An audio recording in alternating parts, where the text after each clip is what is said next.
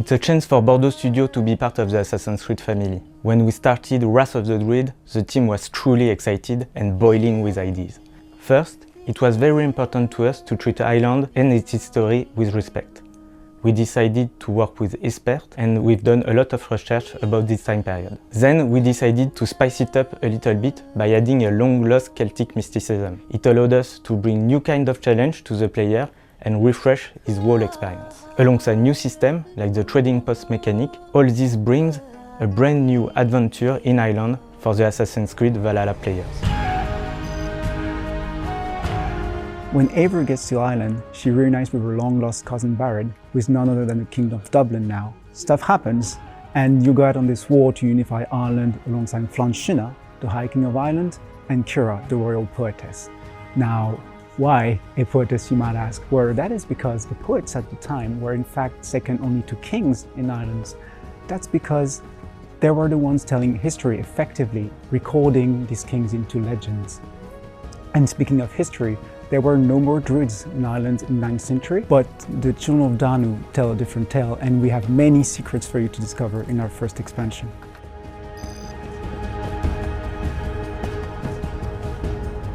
Pour recréer l'Irlande, on s'est d'abord intéressé aux recherches archéologiques du 9e siècle et pour ça on a eu la chance de pouvoir consulter des experts internationaux de cette période et on est sorti de tout ça avec plein d'anecdotes et de faits historiques qu'on a utilisés dans notre jeu et on a rajouté une petite dose de créativité pour correspondre à nos contraintes de production. Une chose typique de l'Irlande qu'on a voulu recréer, c'était les ring forts. Ce sont des fortifications antiques en forme de cercle et il y en a des dizaines de milliers de toutes les tailles à travers l'Irlande. Ils ont été notamment à la base de notre nouvelle feature qui s'appelle les trade posts. Dans le jeu, vous pouvez posséder des ring forts qui vont générer des ressources irlandaises comme les manuscrits qui sont reconnus à l'époque à travers toute l'Europe. Ces ressources pourront être échangées avec des nations étrangères à travers Dublin, car après tout, les Vikings étaient de grands commerçants.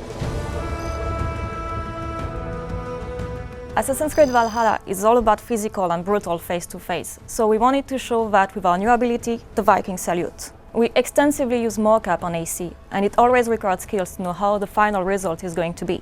For example, we couldn't let the actor headbutt directly the other, so instead they have to be next to each other and be synchronized, which means we, the animators, we must project ourselves on how the animation is going to look like. And this was made even harder by COVID. We had to set a very intricate series of cameras, 3D views and audio feeds to be able to direct the actors across the Atlantic and to give feedback to the animators in Montreal. And by doing all of that, we managed to give you a super crazy headbutt. In this first DLC, we wanted to bring you to Ireland through sound and music. In Bordeaux, we focus on giving life to the world, the different Irish landscapes, as well as the enemies and challenges you'll encounter. We continued the collaboration on music with Anar Selvik, who recommended Julie Follis, who stars as Kiara, the High Poetess. It was very important for us to work with artists who have a connection to the Gaelic culture at the heart of our DLC. While you discover Ireland, you hear the songs and music they created, as well as great pieces composed by Max Rouge, immersing you into the world of our DLC, whether you're fighting or exploring.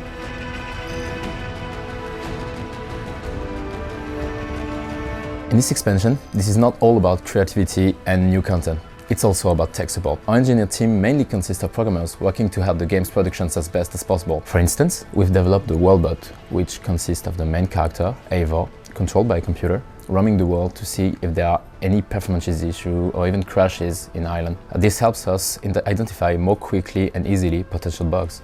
In addition to that, implementing systems to make the game as great as possible on newest console generation was a crucial part of our job on Assassin's Creed Valhalla.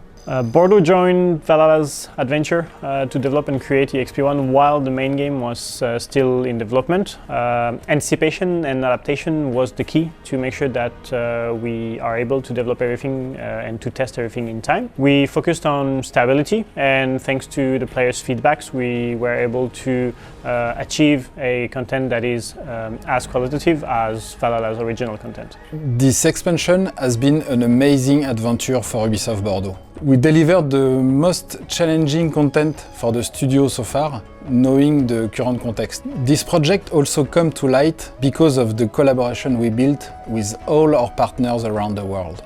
It has been a unique opportunity for us to create this first major additional content of the game and allow our players to pursue their saga in Ireland.